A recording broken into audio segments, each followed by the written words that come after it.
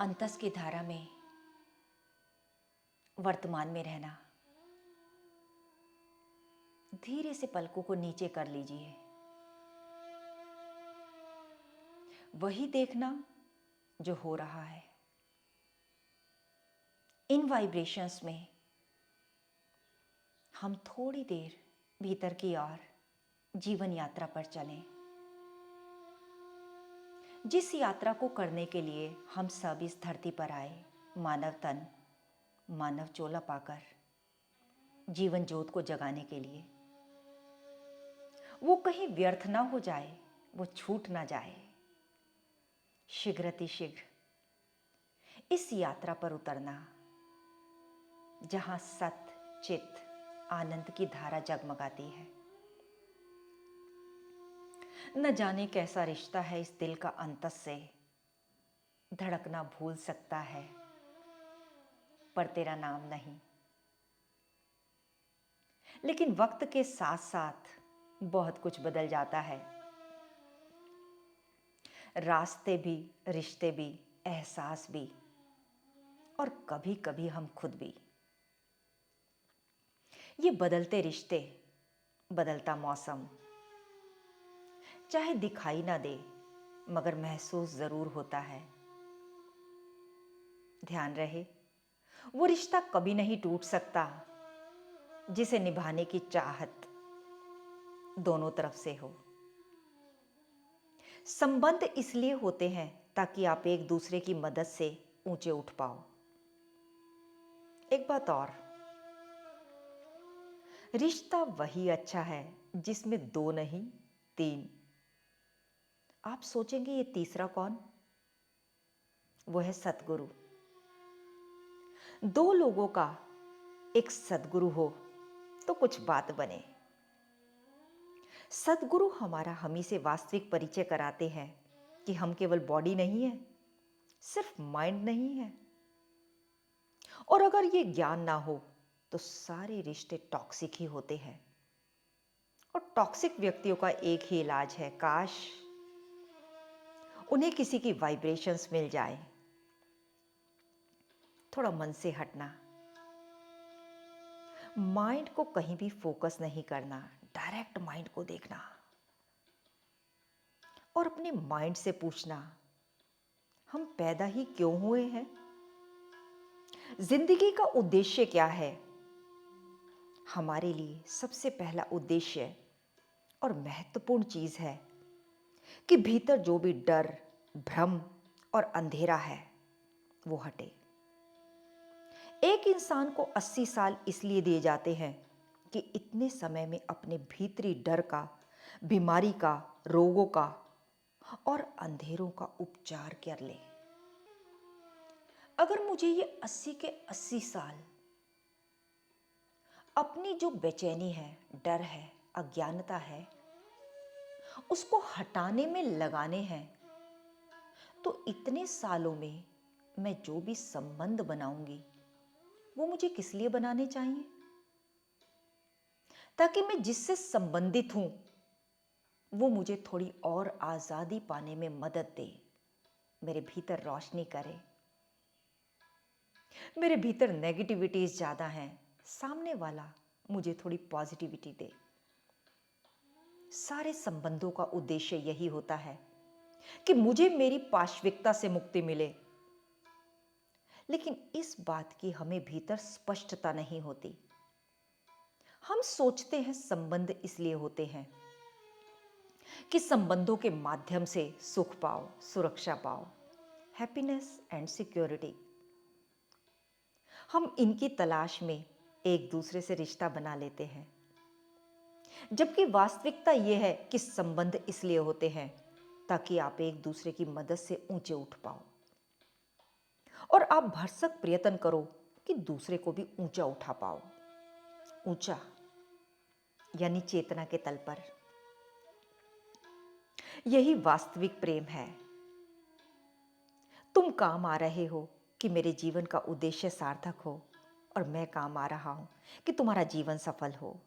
तो कैसे पहचाने कि रिश्ता टॉक्सिक है, गलत है, जहरीला है? भाई आप जिसको जिंदगी में लाए थे कि वो आपको रोशनी देगा और वो अंधेरा घना कर रहा है, जिसको लाए थे कि वो मुक्ति देगा, वो 100 और बंधनों में बांध रहा है। वो आपका समय ऐसी चीजों में लगा रहा है जो आपको पता है कि वो निचले स्तर की हैं। वो आपको ऐसे विषयों में सोचने को मजबूर कर रहा है जो आपको कहीं से बेहतर और ऊंचा इंसान नहीं बना रहे हैं।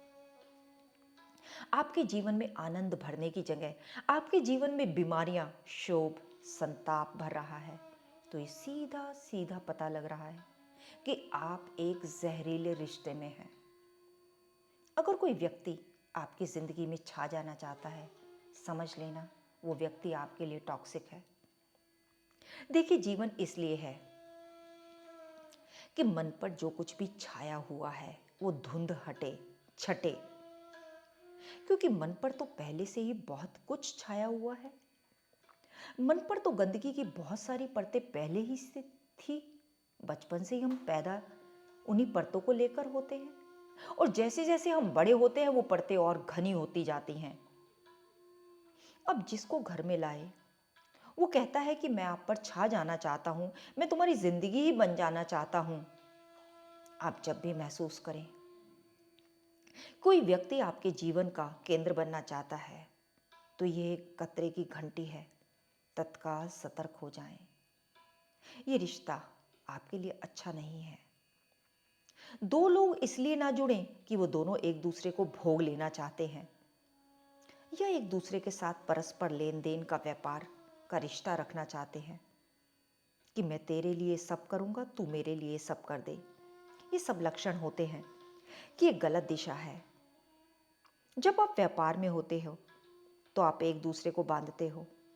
आप बार बार उसको उसकी सीमाएं याद दिला रहे हो। आप बार बार उसको उसके कर्तव्य याद दिला रहे हो। आप पहले ही उसे बंधनों में बांधने का उद्देश्य लेकर अपनी जिंदगी में प्रवेश कर रहे हो। ये गलत है। यही तो है जो सब हमारे टेंशन, स्ट्रेस, डिप्रेशन का कारण बनता है। शुरू शुरू में सब कुछ बहुत मीठा मीठा लगता है, अच्छा लगता है कि कोई आपका हाथ पकड़ ले। आपको पता ही नहीं चलता कि जो आपका हाथ पकड़ रहा है फिर उसने हाथ पकड़ ही लिया। और आप भी तो यही चाहते हो कि 7 जन्मों का साथ हो। और यदि आपको कोई चीज पकड़ ही ले तो वो साथ नहीं, बेड़ी कहलाती है, हथकड़ी हो गई। वो गठबंधन नहीं, हथकड़ी हो गई। रिश्ता वही अच्छा है जो दोनों व्यक्तियों को परस्पर मुक्ति की ओर ले जाए। इसीलिए कवियों ने, जानकारों ने बड़े रसीले तरीके से कहा कि रिश्ता वही अच्छा है जिसमें 2 नहीं 3 हो। ये तीसरा कौन? ये बात स्पिरिचुअल भी हो सकती है और भद्दी भी। तीसरा वो जिसकी ओर जाने के लिए ये दोनों एक साथ हुए। दो एक साथ इसलिए नहीं हो सकते कि वो दोनों एक दूसरे की जिंदगी बन जाएं।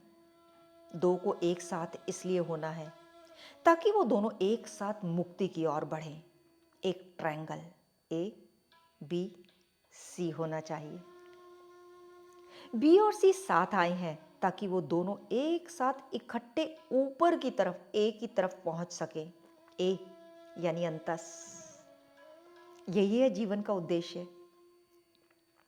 जितना वो बी और सी ए की तरफ ऊपर बढ़ेंगे उतना बी और सी आपस में भी करीब आते चले जाएंगे। बहुत गहरी बात है। और वास्तव में बी और सी आपस में एकत्व चाहते हैं, अपना मिलन चाहते हैं, योग।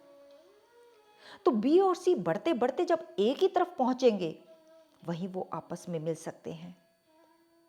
जब बी और सी मिलेंगे आपस में, वो वही बिंदु होगा जहां वो ए से भी मिल रहे होंगे। तो रिश्ता वही भला है जिसमें 3 हो। 2 कोई भी हो सकते हैं, दोस्त भी हो सकते हैं, प्रेमी भी हो सकते हैं, पति पत्नी भी हो सकते हैं।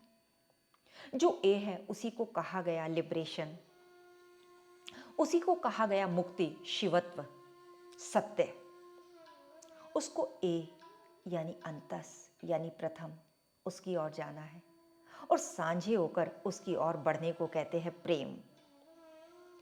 हम तुम एक दूसरे की ओर नहीं बढ़ रहे, बी और सी एक दूसरे की ओर नहीं बढ़ रहे, बल्कि बी और सी एक ही ओर बढ़ रहे हैं। यही है प्रेम, वास्तविक प्रेम, सच्चाई, शुद्धता। हमारा जो सिद्धांत है वो बिल्कुल उल्टा है। बी को लगता है सी को उससे प्यार तभी है जब सी उसकी ओर बढ़े, और वो सी को ए की तरफ जाता देख ले तो बी को बड़ी दिक्कत हो जाती है, गुस्सा आ जाता है। वो कहता है प्यार मुझसे करते हो, जाते ए की तरफ, उसको ए की ओर जाने दो और तुम खुद भी ए की ओर जाओ। बी और सी का मिलन ए पर ही हो सकता है। बी और सी कहीं और मिलना चाहेंगे तो वो असंभव है। जहां कहीं भी रिश्ते में ए ना मौजूद हो, समझना वो रिश्ता टॉक्सिक है। हर रिश्ते के लिए यही है फार्मूला। जहां भी दो चैतन्य जीव हैं, वो एक भाई बहन भी हो सकते हैं, माँ बेटा भी हो सकते हैं, पति पत्नी तो है ही। वास्तव में हम सभी को एक ही प्यास है। बी अलग हो सकता है, सी भी अलग हो सकता है, लेकिन एक समानता है। चाहिए सबको ए, आराम, विश्राम, राम, शांति, मुक्ति, कुछ भी कहिए। दरअसल हमें ये पता ही नहीं होता कि हमें ए चाहिए। बी के भीतर एक प्यास है, बी को पता ही नहीं कि उसे ए चाहिए। बी को लगता है उसे सी चाहिए, वो सी की ओर दौड़ने लगता है। सी के भीतर भी वही प्यास है, सी को भी ए चाहिए, लेकिन सी को पता नहीं है कि उसे ए चाहिए। यही है अज्ञान। मुझे मालूम ही नहीं कि मुझे वास्तव में जीवन में क्या चाहिए। मुझे ए, अंतस, बढ़ता हूं मैं बी की ओर। तो बी और सी का मिलन होता है तो वो बड़ा नकली, विस्फोटक। बी और सी का वास्तविक मिलन सिर्फ और सिर्फ ए पर हो सकता है। नहीं फर्क पड़ता कि बी और सी का लिंग में अलग अलग है, या आयु में अलग अलग है, या मानसिक स्तर पर भी अलग है, कुछ भी हो। प्रेम तो सिर्फ इसी में है कि तुम दूसरे को सहारा दो, उठाओ। भले ही दूसरा इस लायक ना हो कि तुमको सहारा दे पाए, बेहतर कर पाए तुम्हारी जिंदगी को, तो भी तुम दूसरे को सहारा दो। बी का कर्तव्य है सी को ए की ओर ले जाने के लिए प्रेरित करे। सी का कर्तव्य है कि वो बी को ए की तरफ ले जाने के लिए प्रेरित करे। बस एक दूसरे की सहायता करते चलें। जहां अभी बदले में पाने की कोई आस नहीं है, वहां अभी प्रेम नहीं है, समझ लीजिए। ये धारा प्रेम की है, विश्वास की है, ए फॉर अंतस की है। भीतर डूब जाना। प्रेम इतना हो गया तुमसे कि जीने के लिए सांसों की नहीं, हमें तुम्हारी जरूरत है। नशा था तेरे प्यार का जिसमें हम खो गए, हमें भी नहीं पता चला कि कब हम तेरे हो गए। जागे रहना, नेक्स्ट वॉल्यूम तक इंतजार के पलों में रहना। ओम गुरुवे नमः, श्री गुरुवे नमः, ओंकार गुरुवे नमः, श्री गुरुवे नमः।